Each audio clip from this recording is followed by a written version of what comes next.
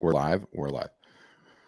All right, guys. What's up? Patrick from Art Storefronts back at it with another stream. Got one of my dear friends, Tim Laman here, who I have been harassing to start going live more often on Instagram. And so I figured this one's going to be a little meta, but the best way to encourage Tim and Team Laman, because Rachel's on here with him as well, his sidekick, is to teach in real time, to talk about what's possible in real time. So Tim, super excited to have you here. Welcome. Thanks, Patrick. Good afternoon. Hi, everybody. Yeah, I'm eager to learn how to do this a little bit better. I'm kind of new to this approach, and it sounds like a great idea. Yeah. Now we should say, okay, so I think, and Juan, will you get a comment on Instagram? If you can't do it, I can do it. This is Tim Laman. You guys look at his Instagram following, okay? The reason I am attempting to push Tim to start streaming more is because Tim can press a button on Instagram and be talking to 300 or 400 people at a time, which is insane, right? Which is absolutely crazy. So highly recommend you guys give him a follow for just some absolutely incredible nature photography and a macro bird photography specifically, but very, very strong. And so I can pin Juan's question. So I've just pinned, Tim, your handle right now. Anyone that comes into the stream is immediately going to see your handle. And so what's going to happen is that one, they can click on it to follow you. But two, as you and I are kind of talking about who you are and what you do, I'm able to say like, hey guys, this is Tim Laman. You should all follow and boom, right? So you could put any CTA that you want right in there and pin it, right? Yeah, thrown like Easter saying Tim needs to photograph a Quetzal. What is a Quetzal? Do you even know? Q-U-E. Quetzal is a beautiful bird in Central America. Yes, I would like to go photograph Quetzals. I have photographed them a little bit a long time ago, but yeah, I need. That's a good idea. I need an invite. I need a project down there, Costa Rica. Yeah, let's get going on that. Let's get going on that insight. Thrown like a star. Tim needs to get down there. I'm willing to come too, and I'll be the roadie. I'll carry all the gear. I love Central America. Who doesn't, right? Who doesn't? So, one fun thing too, Tim, was like, as you're telling the stories of what you've done recently, like we can add, your Instagram account right onto the stage, and I could say like, oh, Tim, didn't you just get back from a trip, in Central America where you were photographing macaws in their native environment? Yep, this was a project from a little while ago, but yes, one of last year's big projects that I did with an NGO down there called Natura Mexicana, who are trying to conserve these endangered scarlet macaws. In Mexico, most people don't know that Mexico does have tropical rainforests down near the Guatemala border, and there's a small population of scarlet macaws down there, but they're endangered due to poaching for the illegal wildlife trade. So I was down there with Cornell Lab, and we covered that story, which we're in the process of putting out. Awesome. Now, there you go. You could start going through that and tell the story of that. And like, that is such a beautiful bird, period, that 90% of us have seen in a cage and almost no one has seen in the wildlife, right? Which is an incredible thing. Amazing bird. So you can tell stories about what you did in the details and how many days you spent down there and where some of the photographs are. Like, that's incredibly powerful storytelling, right? Now, for you guys that are watching, if anyone, as this thing's rolling along, if you guys have questions for Tim, and I know Tim's specialty is wildlife photography, but he's also an ornithologist. He's also a PhD. He's also kind of a cool guy. I really enjoy my conversations. He's sort of the nature version of the most interesting man in the world. So what I want to show is to give Tim some credit, and probably speaks to the fact that he does have over 1 million followers on Instagram, is when you can create content like this. What is something that, like, the photographers tell me all the time? I don't know how to do storytelling about the photographs that I'm getting. It's hard to tell a story about the art I'm creating. This is some of the storytelling that Tim does that I find just absolutely fascinating. This fig has smaller fruits. This species called Ficus kirkhovenii. I didn't start in the beginning. Hey everybody, Tim Laman here. Just been spending the last couple mornings in another fig tree blind up here in the. He is literally. How did you get up into that thing? Just for reference so that people understand. I used my bow and arrow to shoot a fishing line over the tree branch, and then I pulled up a climbing rope and used a harness and ascenders to climb up the rope, and then I built a platform up there and camouflage myself. And I climbed up there in the dark for several mornings to be up there in the early morning during all the bird activity. Which is absolutely insane. And lest anyone think he is kidding, okay? He absolutely fired a bow and arrow to put a rope around the tree, and I know because he's got that in his content.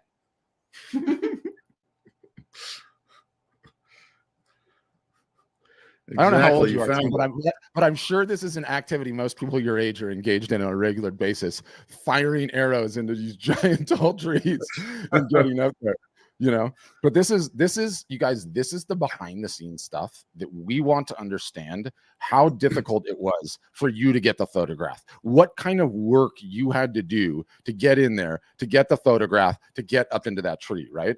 And this is why I give Tim props as like the most interesting man in the world. It's like, yeah, he's a photographer, but he's also an amateur archery specialist, a not expert, a specialist in belaying and rappelling, I mean, it's just what you have to do sometimes, you guys, to get the photograph right is just insane. I mean, look at the size of that tree too. That thing is gigantic. What kind of tree did you say it was, Tim, just out of curiosity?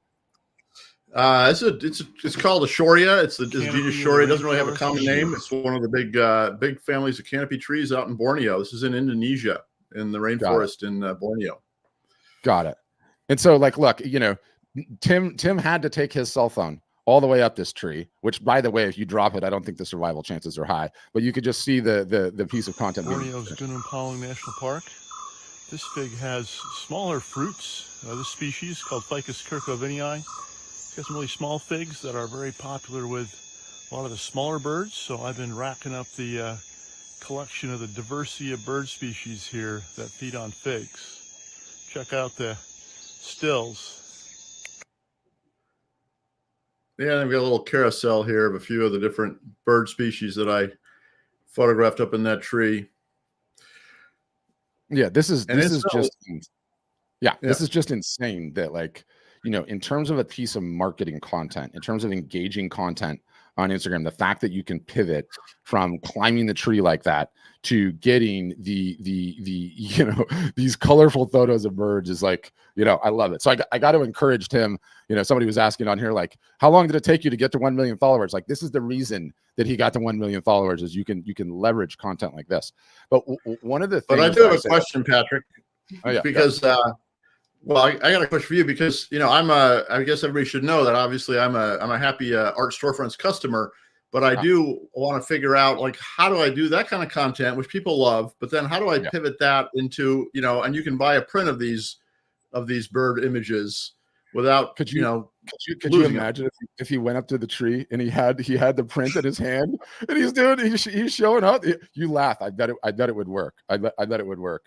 It'd be work, but it would be a little tricky to do. Yeah, it would. And I think my feelings for you, because you have 1 million followers, my feeling for you, like, because you have all of the street cred in press that anyone could ever hope to have, PhD, Cornell Lab, BBC, Planet Earth, you've met David Attenborough, the whole thing, that I think, and I've hit you up on this before, but I think more story leading up to the image would significantly change things, because I think, like, so many people are shooting birds and throwing birds up, and you have, like, a mega unique angle in the sense that you're getting sent to all the areas where, like, no one else gets sent to. I mean, no one can go to Borneo. Like, the number of people that have been to Borneo is very, very small, let alone understand how to get into the forest, who the guides are, how to do that, all the groundwork.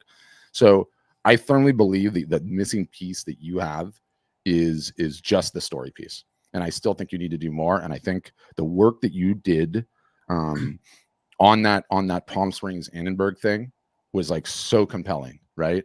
Like, how in depth you told the story, and you're doing it great in short little snippets. But I want, like, a more produced, and you could do it just on a live stream on Instagram, like telling the story from start to finish and then showing off the images and saying these 3 are for sale. I think would be tremendous. I think you need to incorporate more story. Okay. Speaking of, you made a book during COVID. I want you to pitch it and I want you to show it off because it's beautiful. Yeah, it's on the shelf behind me, but here's one here. This is my kind of COVID project. I've been dreaming about doing it for years. It's a book called Bird Planet that is my bird photography from all over the world. I've got all the continents, plus an extra concentration in New Guinea, where I spent so much time photographing birds of paradise and others. So I spent a lot of time during COVID going through my entire archive from 25 years of, traveling the world, photographing birds and picking out my favorite shots. And so, yeah, it's published by Abrams. You can find it anywhere anywhere books are sold, not where birds are sold. How, just out of curiosity, how many of the images that are in the book are live and for sale right now in your store? Rachel might know that. We've been adding many of them to the store. Quite a few of them are in there. Rachel, what do you think? And we'll be able to hear you on Tim's mic, no problem. How many of the? Maybe. So more than half. There's about probably 180 photos in here, and more than half of them. Some of them, are unusual shapes or didn't lend themselves well to cropping to our kind of print kind of standard, the sizes that we've been offering. But yeah, we're still working on adding more of them. Good. Yeah, Rachel, we need to add more of them, because one of the things that I really, really love about the photo book concept. One, how much you sell for? Is it under 100 or is it 100? 125? How much is it? No, it's only $50, $55. Raise the price on this thing, will you? For Pete's sake. Anyway. Yeah, it's a good value. Yeah, it is a good value. One, you hit the under the $100 price point. Two, it's the non-wall art portion of it, so it makes a killer coffee table book. And what I find is that the books help sell prints, and the prints help sell books. Because anybody that buys one of your prints, if it's in the book, having the 1-2 shot is so powerful, is so insanely powerful. And it's like, I have this thing on my wall, and oh, by the way, it's in the book, right? And then also the book is here because I can't afford a print yet, or I'm not ready to make the commitment for a print there. And then boom, there's the print on the wall, right? It's like insanely powerful. And I'm gonna have to merchandise this. Okay. Juan, is there a question? If there's a question for Tim to answer, do that, because I want to hold up these two things and make my point, because I got two of them right back here. So just sit tight.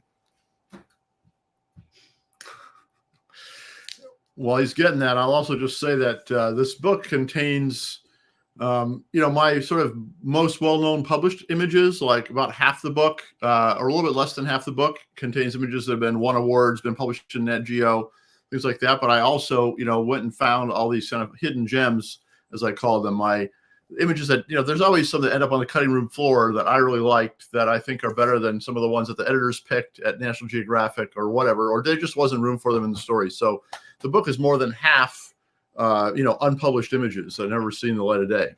So I'm excited about that. That is amazing. And what I want you to be able to start doing is the 1-2 punch, right? And this is a photographer named Rob Shanahan. He has the same last name as me, so I call him my cousin. But do you notice the 1-2 punch? If I can get this straight, it's a little bit hard, in my face close to the mic. Like the merchandising of this and the fact that that image is in this book, right? Like the fact that you can show that off and that they can purchase the 1-2 punch is insane. Like I rant about you guys not doing enough merchandising. Yes, I want you to do more of it. Let's go, Tim. Let's see it. All right, here we go. Here's one right here. Here's a print of a penguin porpoising, and this is in the book. It's also in the book.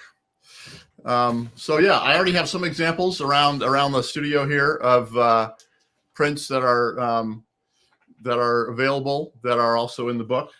We do have various samples. Rachel's going to pull up that the page with this image on, so you can see them side by side. I think it's right there.